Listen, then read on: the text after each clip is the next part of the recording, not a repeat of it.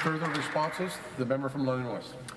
Thank you very much, Speaker. I am proud to rise today on behalf of Ontario NDP leader Andrea Horwath, leader of the only parliamentary caucus in Canada with a majority of women, to reflect on International Women's Day. So much of what we have accomplished in Ontario has been a result of the pioneering sisters who toiled before us, and for that we are profoundly grateful. But much remains to be done to address the issues of economic insecurity and violence that are the reality for far too many Ontario women.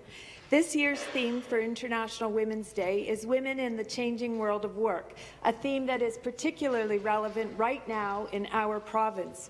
Rapid workplace changes are creating opportunities for some, but are leaving far too many women behind. Women are more likely than men to work in jobs that are part-time, that are low-paid, and that provide no benefits. This is especially the case for women who are Black, Indigenous, or women of colour. But after 4 years in office and 3 majority governments, the Liberals have done little to improve women's experience in the changing world of work. Women make up the majority of Ontario's minimum wage workers. Economic security means not only having enough for these women to cover their monthly expenses, but also being able to build a future. It means not having to worry that a major life event, such as losing a job or getting sick, will result in poverty. A $15 minimum wage is a first and critical step to achieve women's economic security, but it is a step the Liberals are refusing to take. Even though more women are working today than ever before, their share of income still lags far behind that of men, with a gender wage gap that is stagnant at 30%, regardless of where women work or what work they do. This gap increases to 39% for immigrant women and 57% for Indigenous women. But the Liberals continue to drag their heels on the strategies needed to close the gender wage gap, strategies that advocates have been calling for years. And not only do women earn less than men, they also shoulder the enormous burden of unpaid care and domestic work.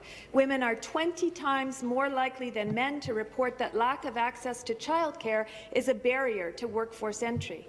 The Liberal government's refusal to create a true system of childcare widens the gender wage gap and leaves women with children earning 12% to 20% less than women without children. That is, if a family is lucky enough to find childcare. In Toronto alone, there are approximately 17,000 children on a waiting list for subsidized care. In the face of these pressures, instead of supporting an NDP private member's bill to invest in high-quality, affordable, non-profit childcare, the Liberals are prepared to invest instead in the growth of traded, private sector childcare businesses, which research shows are lower quality. And finally, there is the issue of violence against women. This last year, we've heard judges telling women to keep their knees together to avoid being raped. We've heard about police routinely dismissing 1 in 5 cases of sexual assault as not even worth investigating. And we've seen a continuing epidemic of domestic violence that shows no sign of letting up. If we are serious about stemming the tide of violence against women, paid leave for domestic violence and sexual violence has to be more than just a footnote in the Changing Workplaces review.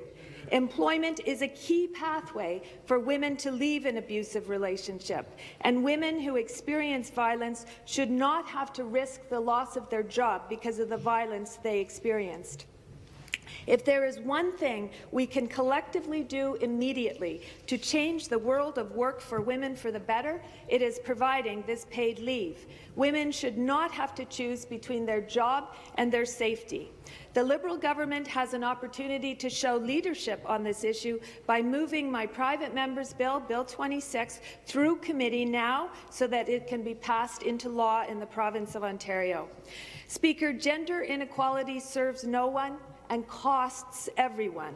By working together to achieve equality for women in Ontario, we will strengthen this province for all of us. Thank you, Speaker. Thank you.